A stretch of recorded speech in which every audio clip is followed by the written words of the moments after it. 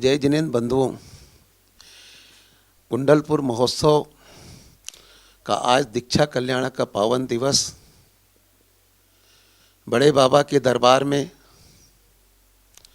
इस पंचम काल के चलते फिरते तीर्थंकर आचार्य भगवान श्री विद्यासागर जी महाराज का सत्संग यहाँ विराजमान है। और आज का ये पावन दिवस रविवार का दिन अभी सुबह के 6 बजे हैं और लाखों का जन समुदाय यहाँ पे उमड़ चुका है। चारों ओर के रोड अभी से जाम हो चुके हैं, क्योंकि चारों ओर से यह खबर फैल गई है कि आज यहाँ पर मुनि दीक्षाएं होने वाली हैं। अब वो तो आचार्य भगवान जानते हैं कि मुनि दीक्षा देंगे, क्षुल्लक दीक्षा देंगे, एलक दीक्षा देंगे, वो तो आचार्य भगवान जानते हैं। लेकिन आज यहाँ पे 5443 धातु की प्रतिमाओं को आज उनकी दीक्षा होगी और आचार्य भगवान के वरद हस्त कमल से आज जीवंत प्रतिमाओं की भी दीक्षा होने की संभावना दिख रही है। पूरा विश्व निगाहें लगाकर देख रहा है उस पल का साक्षी बनने का कि जिस पल में ये दीक्षाएं के कार्यक्रम संपन्न होंगे। हमारी पारस चैनल की टीम पहुंची है। ममतामयी माँ स्वर कोकिला पूर्णमती माता जी के चरणों में, सर्वप्रथम पारस चैनल की टीम पूर्णमती माता जी के चरणों में बंदामी करके अपनी बात प्रारंभ करती है। आपका मंगल आशीर्वाद पूरे भक्तों को और पारस चैनल को हमेशा मिलता रहे। पूज्य माता जी जिन्होंने पूरे भारतवर्ष में, चाहे वो राजस्थान हो, मध्य प्रदेश हो, उत्तर प्रदेश हो, अनेक राज्यों में जहाँ जहाँ माता जी ने भ्रमण किया, वहाँ पे जैन धर्म की ध्वजा को ऐसी लहराया है कि युगों युगों तक लोग माता जी की उस वाणी को, उस जैन धर्म की ध्वजा को, जिसके माध्यम से माता जी ने धर्म की प्रभावना की है, उसको याद करते रहेंगे। आज हम माता जी से जानते हैं दीक्षा के बारे में। दीक्षा क्या होती है, दीक्षा क्यों होती है, दीक्षा क्यों ली जाती है, इसके बारे में हमारे दर्शक आप जुड़े रहिए। हम ऐसे ऐसे दृश्यों को आप तक पहुंचाने का प्रयास कर रहे हैं जिसका कभी आपने सोचा नहीं होगा। आप हमसे जुड़े रहिए और ममतामयी माँ आरिका रत्न 105 पूर्णमती माता जी की वाणी आप सुने। देखिए, लौकिक जगत में रहते रहते तो अनंत काल बीत गए, लेकिन लौकिक जगत से परे एक पारलौकिक जगत है जहाँ पर अध्यात्म है, आनंद है, सुख है, परम शांति है। जो जीव संसार के दुखों से घबराता है, पीड़ित तो होता है, वह इस लौकिक जगत से पारलौकिक जगत की ओर जाना चाहता है, लेकिन उसने रास्ता तो देखा नहीं, कैसे चले उस अनजाने रास्ते पर। तो उस रास्ते पर ले जाने के लिए गुरु होते हैं, जिन्होंने प्रभु तक जाने का रास्ता देख लिया है, प्रभु की कृपा जिन पर बरस रही है। तो ये बात तय है कि गुरु का भक्त कोई भी बन सकता है, लेकिन शिष्य बनना यह बहुत अद्भुत कार्य है। अंतर का साहस चाहिए, क्योंकि शिष्य बनने के लिए इच्छा शक्ति को भी गुरु चरणों में समर्पित कर देना होता है। संसार में हमने देखा है कि अगर पत्नी है तो अपने पति को बनाए रखना चाहती है, माँ है तो मेरा बेटा बना रहे ये चाहती है। सारे रिश्ते अपने अपने रिश्तेदार को बनाए रखना चाहते हैं, लेकिन गुरु एक ऐसे महान आत्मा है जो अपने शिष्य को भगवान बनाना चाहते हैं। सारे समस्याओं से दूर, सारे दुखों से दूर अनंत सुख की ओर ले जाना चाहते हैं। तो दीक्षा सीधी सी बात है कि जिसमें दीनता का क्षालन हो, दीनहीनता न रहे, स्वयं के अनंत शक्तियों का प्रकटन हो जाए, उसी का नाम है दीक्षा। मुक्ति के मंजिल को पाने के लिए राजमार्ग पर चल देने का नाम है दीक्षा। दीक्षा का सीधा सा अर्थ ये भी है, उनके हो जाना जो स्वयं के हो गए हैं, जो अपने हो गए हैं उनके हो जाने का नाम है दीक्षा। अपने अंतर प्रकाश को पा लेने का नाम है दीक्षा। या यूं कहते हैं कि अपनी ही चैतन्य वाटिका में प्रवेश कर जाने का नाम है दीक्षा। अपनी ही ज्ञान बाग में विचरने का संकल्प कर लेने का नाम है दीक्षा। दीक्षा का तात्पर्य यही है कि जहां ड्रेस भी बदल जाती है और एड्रेस भी बदल जाता है, अब वह नाम भी नहीं रहता और नहीं पहले के पते रहते हैं, अर्थात पूरी तरह से बदलाव आ जाना भीतर से और अंतर जगत की ओर प्रयाण कर लेना।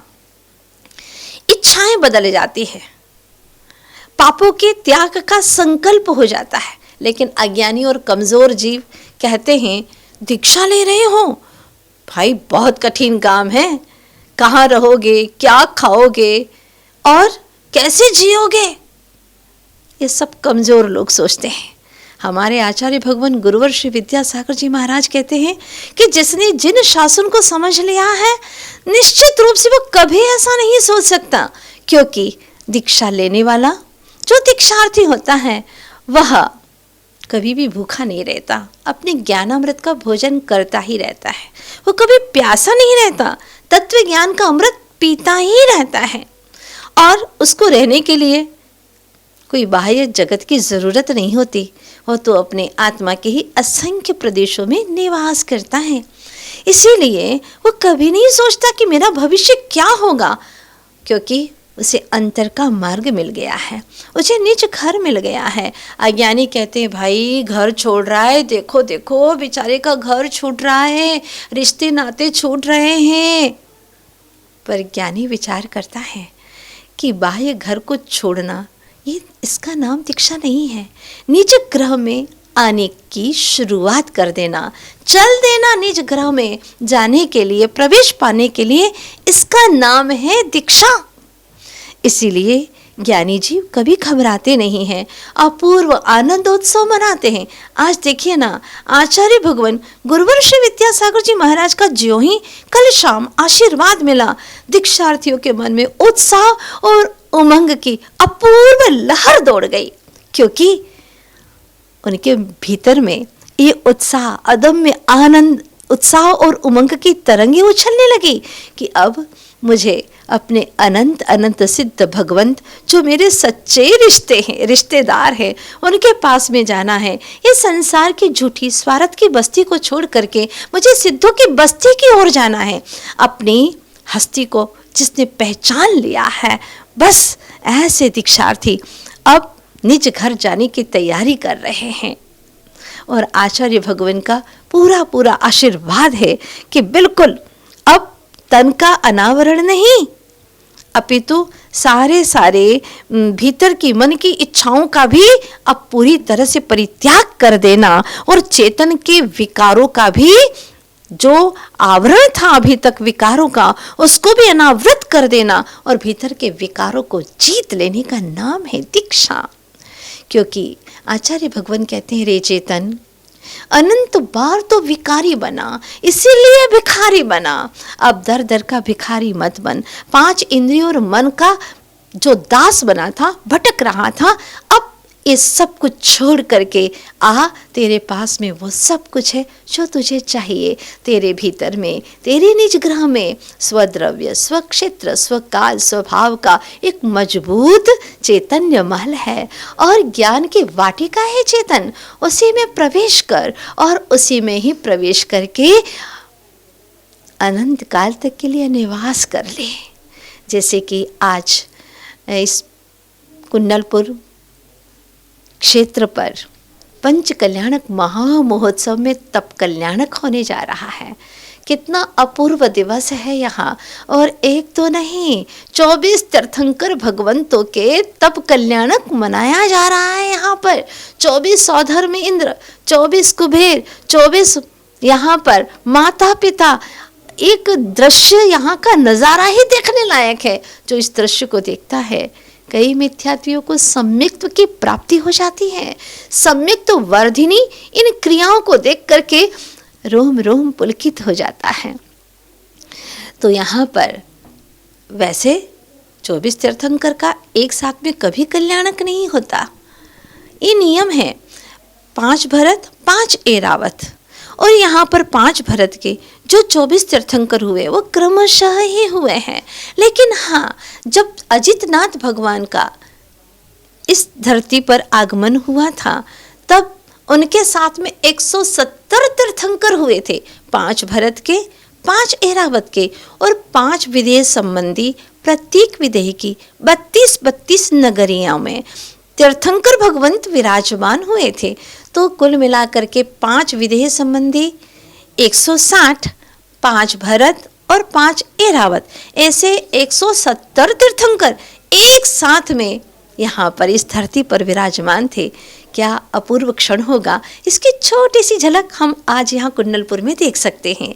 क्या वह मंजर होगा जब श्रीधर केवली यहाँ पर पधारे थे, जहाँ पर उनको ऐसे पावन क्षेत्र पर मुक्ति की प्राप्ति हुई थी और देवतागण सब जगह छाए होंगे, चतुर्निकाय देव और देवियाँ। क्या उत्साह होगा, उस उत्साह की एक झलक आज यहाँ पर कुंडलपुर क्षेत्र में हमें अवश्य दिखाई देगी, क्योंकि जहाँ देखो वहाँ पर भक्त ही भक्त का सैलाब उमड़ रहा है। दृश्य देखते बनता है। जिस प्रकार से हमारे तीर्थंकर भगवंत ने संकल्प किया, प्रण किया, संकल्प है प्रभु का ना जन्मे दोबारा, क्योंकि विषयों में आनंद उनको आता नहीं। उनको विषयों में अब आनंद आता नहीं है और मोक्ष को पाना उनका दृढ़ संकल्प है। जिस पुरुषार्थ को पाने के लिए, जिस मुक्ति को पाने के लिए वह चल पड़े हैं, उसी मार्ग पर हमारे गुरुवर आचार्य श्री विद्यासागर जी महाराज चल पड़े हैं और उन्हीं के चरणानुगामी आज बहुत सारे भक्तगण शिष्य होने जा रहे हैं।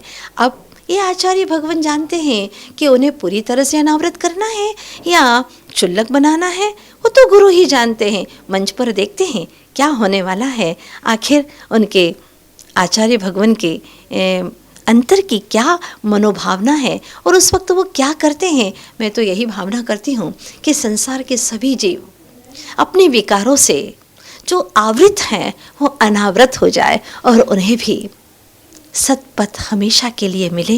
इन्हीं शुभकामनाओं के साथ में पंच कल्याणक महामहोत्सव की जय हो। संत शिरोमणि अध्यात्म योगी आचार्य गुरुवर श्री विद्यासागर जी महाराज की जय हो।